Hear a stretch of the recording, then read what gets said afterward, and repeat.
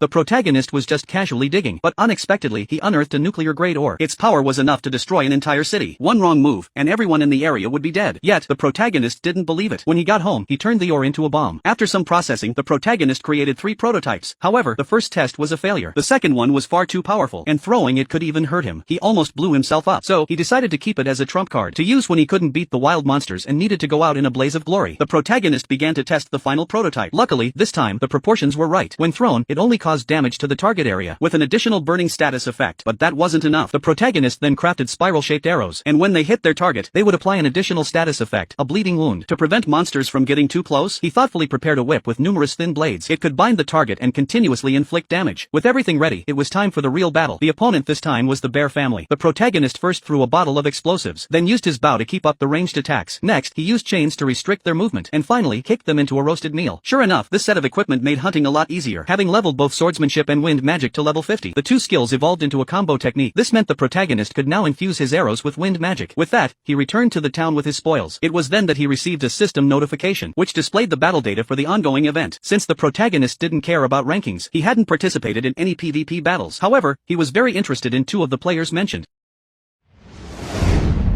Please like and subscribe.